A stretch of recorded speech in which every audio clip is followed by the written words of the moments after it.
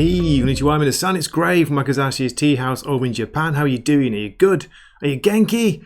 Well, here it is. It's the final issue of Chip Zdarsky's Batman run. It's issue 157. It came out on Wednesday, the 5th of February, 2025. It's $4.99 for around 30 pages of story. We actually get two artists working on this issue. It's Tony S. Daniel, nice to see him here, and also main artist Jorge Jimenez. So, what do you think? Did you read it? What do I think? I'm going to tell you. And I'm going to go through the story. Probably show some spoilers. I'm going to try and show most of the story later on. But to sum it up, to give my initial thoughts, yeah, it's a decent closing issue to a strange, broken, fragmented run, which wasn't helped by the number of different events that they kept having to bring into Chip Zdarsky's run. I don't know whether he had much control over that. Who remembers Night Terrors? Anybody? Not me. But yeah, as I say, he does wrap it up pretty well. He ties up his plot threads, well, most of them. But still, there are things I'm not sure about. His voice for Batman is a bit weird. There's a strong focus on, Chip Zdarsky's political messaging in here, as usual.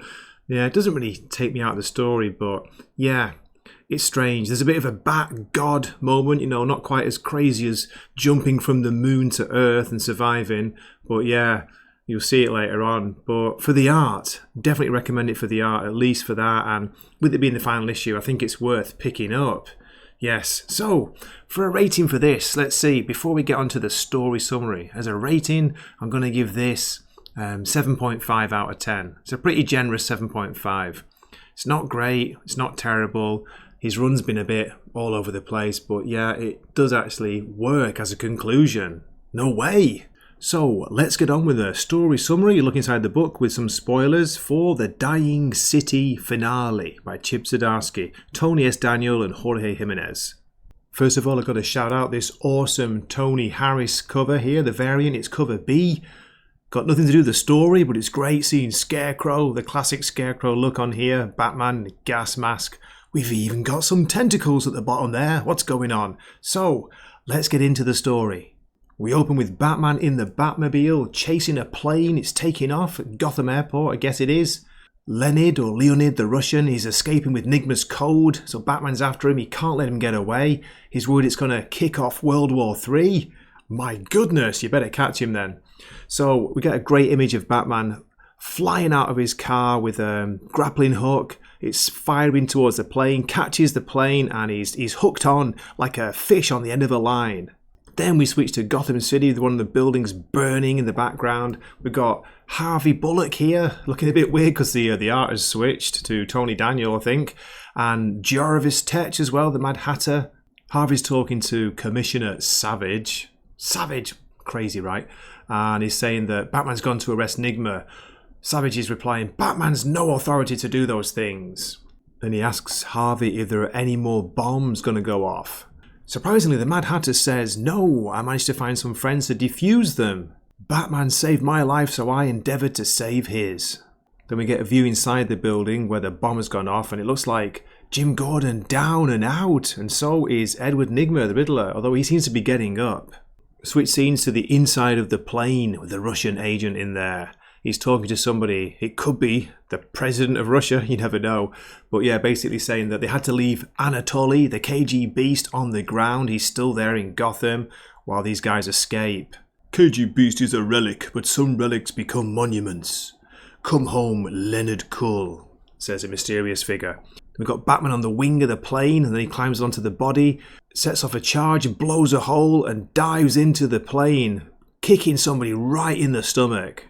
He starts fighting the guards, and we see Leonard reaching for a gun on the floor. Then the scene switches back to Gotham City on the streets. Here's Captain Star. Is it Captain Star? I've kind of forgotten his name. Weird costume, but we know it's the KG Beast now in there. He's screaming that we have the power, people. We need to show them. We need to show the elite that we have control. He grabs hold of Miss Rowan Burkmore, CEO of Wayne Enterprises. He wants to make an example of her. Back in the bombed out building, we see Edward Nigma, the Riddler, strangling or trying to strangle Gordon. I won't let you take it all from me, Gordon. Just then the floor appears to collapse and Gordon and the Riddler go plunging down somewhere. Switch scenes again, we're back inside the plane watching Batman fight the guards. He elbows one and one guard falls out of the plane. Oh my god, is he going to let him die? No, he grabs him with one of his tools somehow. It's a rope, grabs the guy's leg, pulls him back in. But behind him we've got Leonard Cull holding a gun. He's about to fire. He fires at Batman. Batman blocks the bullets, they ricochet and appear to hit one of the pilots. Then we see Leonard slumping to the ground. He's got a bullet hole right through his chest. Damn it, Leonard, says Batman. Why Commander Starr? Why tear down what Bruce Wayne was building? Isn't it obvious, Detective? Gotham City, its despair, its horrors, ruled by the wealthy few from the shadows and the light. It's America, it's our bogeyman. A symbol of everything wrong with your country. The Court of Owls had the tools. All your people needed was a little... And that's it, he's gone. We find out the controls are dead. We're headed straight for the city. We get Batman screaming down the radio to Harvey. Harvey, I'm in a 100-foot wingspan jet heading for 17th Street, touching down at Albrecht. I need the city cleared for 5 blocks. Harvey's reaction is just like, holy shit, I'm on it. He's going to try.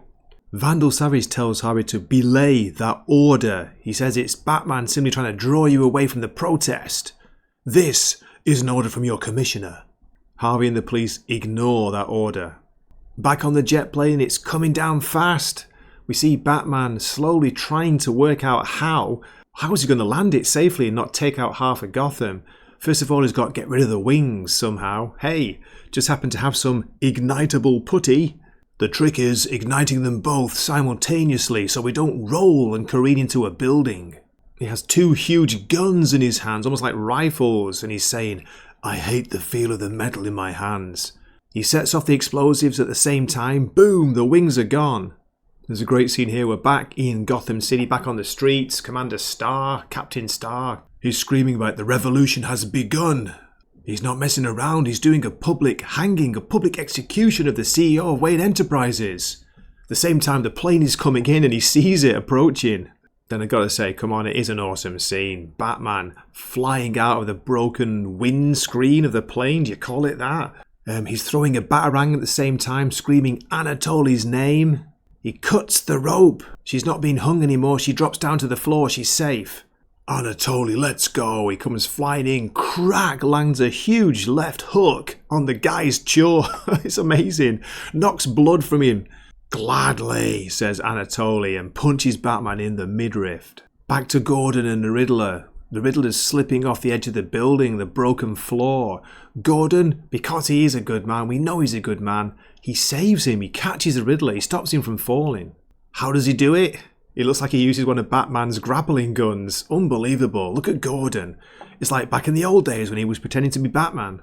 I'm not a good man, Nigma, but I'm doing my best. Back on the street, back to the fight between Batman and Commander Starr. Another great right punch, right hook from Batman. Thock. I've been looking forward to this, Bat, he says. And then 2 blades come out from these weird apparatus he has on his wrists. We get some narration of Batman saying the anger is taking over. He was helping people. He was making lives better in Gotham. It's not clear how it happens, but somehow Batman gets one of these huge long blades off Commander Starr. He attaches it to his own left wrist and he's fighting him. It's blade to blade. You're a great fighter, Anatoly. On your best day you might even beat me. Slash, but not today. And he cuts off the left hand of Commander Starr. The blade is gone. So was his hand. Jesus. Batman is literally seeing red here. There's red all over his face. His fist, there's blood everywhere. He's punching Commander Starr like he's never going to stop.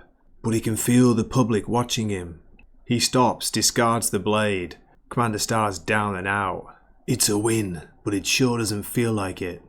Then the story moves in time. 1 week later, we see Bruce in a waiting room, in a free clinic. What's going on? Bruce has gone to see William. Oh, you've come to thank me for dropping the case?